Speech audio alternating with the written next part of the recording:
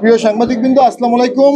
আমরা গতকাল প্রায় 13টি আপিল শুনানি করে আমরা 11টি আপিল মঞ্জুর হয়েছিল, দুটিতে উচ্চ আদালতে যাওয়ার সিদ্ধান্ত হয়েছে। আজকে আমরা সর্বমোট 6টি আপিল শুনানি করেছি এবং 6টি আপিলই আমাদের মঞ্জুর হয়েছে।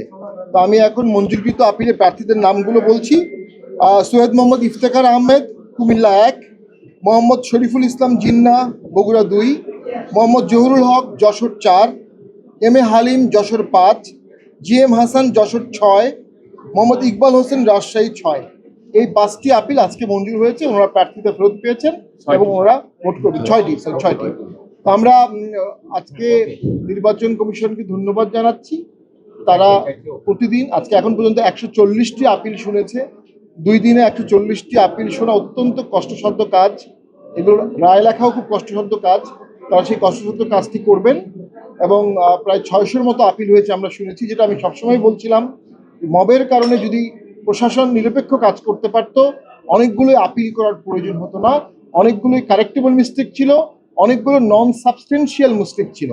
এবং আরপিওর যে 1972-এর ধারা 14 সাব আর্টিকেল 3B প্রোভাইসো 2-তে বলা আছে, যদি কারেক্টেবল মিস্টেক হয় ওটা কারেকশনের সুযোগ দিতে হবে। এই পাওয়ারটা রিটার্নিং কর্মকর্তারা অফিসে এক্সারসাইজ করতে সাহস পাননি। তো সেখানে অবশ্যই আমরা মনে করি সরকার, প্রশাসন, সকল রাজনৈতিক দলের এখন ইলেকশন কমিশনকে এম্পাওয়ার করতে হবে। ইলেকশন কমিশনকেও নিজেকে এম্পাওয়ার্ড ভাবতে হবে, তাদের ক্ষমতা এক্সার্ট করতে হবে। এই আগারগা থেকে শুরু করে ওয়ার্ড পর্যন্ত, কেন্দ্র পর্যন্ত এই ক্ষমতাটা আমরা দেখতে চাই। তাহলেই সুষ্ঠু ভোট হবে, দেশ রক্ষা পাবে। রাজনৈতিক দলগুলো ভোটের মাধ্যমে একটা রাজনৈতিক বন্দোবস্ত পাবে। ভোটই এখন সবচেয়ে বড় রাজনৈতিক বন্দোবস্ত হতে পারে।